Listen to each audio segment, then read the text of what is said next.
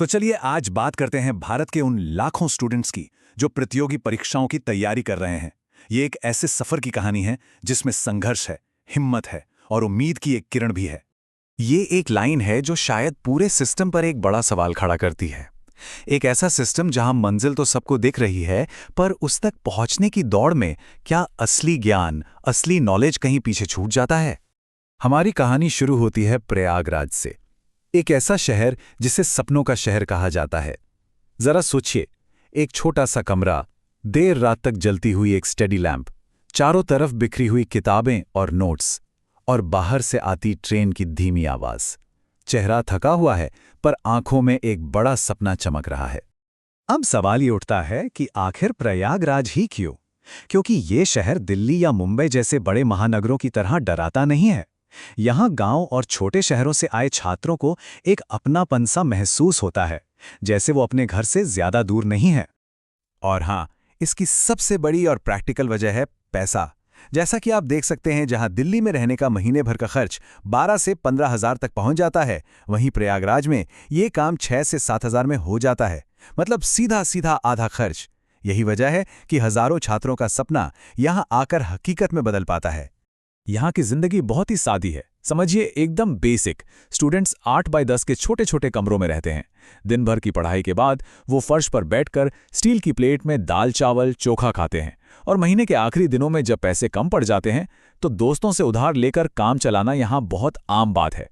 मतलब हर एक रुपए का हिसाब रखना पड़ता है। लेकिन इन स्टूडेंट्स की लड़ाई सिर्फ अपनी पढ़ाई या तंग कमरों तक ही नहीं है।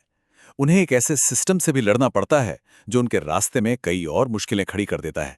ये लाइन सिस्टम की उसी कमी को दिखाती है जहां चीजों को समझने से ज्यादा रटने पर जोर दिया जाता है।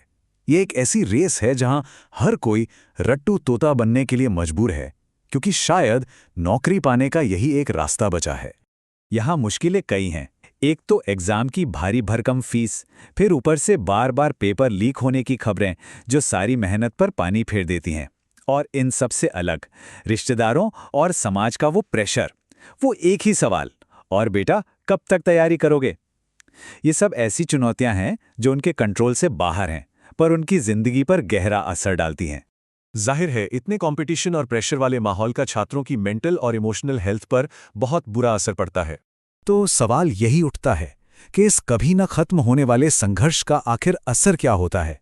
ये सवाल हमें एक बहुत बड़े मानसिक स्वास्थ्य संकट की तरफ ले जाता है, जिसका सामना ये छात्र अकेले करते हैं। जरा इन आंकड़ों पर नजर डालिए, ये वाकई चौंकाने वाले हैं। एक स्टडी बताती है कि लगभग 39% स्टूडेंट्स एंग्जाइटी से, 36% डिप्रेशन से और 33% स्ट्रेस से जूझ रहे हैं। ये सिर्फ नंबर नहीं है, ये उन हजारों छात्रों की अनकही कहानियां हैं। और ये तस्वीर शायद उस एहसास को सबसे बेहतर तरीके से दिखाती है। एक अंधेरा कमरा, हाथ में फेल्ड लिखा हुआ रिजल्ट, खिड़की के बाहर होती बारिश और चेहरे पर चिंता और डर के मिले जुले भाव। ये सिर्फ एक छात्र की कहानी नहीं, बल्कि अनगिनत लोगों की हकीकत है।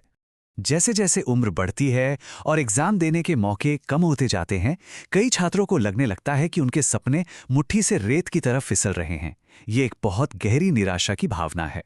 लेकिन क्या कहानी यहीं खत्म हो जाती है? नहीं। चलिए अब देखते हैं कि इस टूटन के बाद हिम्मत, रिकवरी और नई स्ट्रैटेजी कैसे जन्म लेती हैं। तो फिर इस नाकामी से उभरा कैसे जाए?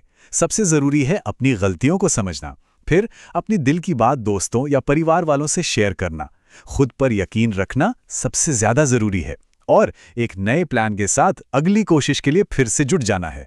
और हाँ, वक्त के साथ आज का स्टूडेंट भी बदल रहा है। वो स्मार्ट हो गया है। अब ट्रेडिशनल कोचिंग की जगह ऑनलाइन क्लास, यूट्यूब ट्यूटोरियल्स ने ले ली है। सुबह की पहली किरण के साथ लैपटॉप और मोबाइल पर पढ़ाई करता हुआ एक छात्र, ये आज की तैयारी का नया चेहरा है। और इस सफर में शायद डॉक्टर कलाम की ये बात सबसे ज्यादा मायने रखती है। वो कहते थे कि असफलता की कहानियों से हमें सफल होने के आइडियाज मिलते हैं। ये हमें सिखाता है कि गलतियों से सीखना ही कामयाबी की सबसे बड़ी सीढ़ी है। चलिए अब आपको एक ऐसी ही कहानी सुनाते हैं जो दिखाती है कि कैसे सालों की मेहनत और लगन आखिरकार रंग लाती है। ये कहानी है शक्ति दुबे की। देखिए उनके सफर को। 2018 में तैयारी शुरू हुई और मंजिल मिली पूरे 7 साल बाद 2024 में। ये कहानी हमें बताती है कि सफलता रातों रात नहीं मिलती, ये सालों की तपस्या का फल है। और सबसे बड़ी बात यह है कि शक्ति प्रयागराज की ही हैं। जब कोरोना की वजह से उनकी दिल्ली जाके कोचिंग करने की प्लानिंग अधूरी रह गई, तो उन्होंने घर पर ही रहकर बिना किसी फॉर्मल कोचिंग के ये मकाम हासिल किया।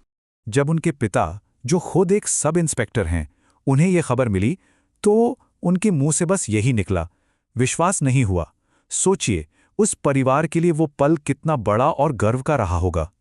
और आखिर में एक सवाल, शक्ति दुबे जैसी कहानियां हमें हिम्मत तो देती हैं, पर हमें यह भी सोचना चाहिए कि लाखों की इस भीड़ में क्या सिर्फ मंजिल पा लेना ही इस पूरे संघर्ष का मकसद है, या फिर ये सफर, ये हर दिन की लड़ाई खुद में ही एक बड़ी सीख है। इस पर जरूर सोचिएगा।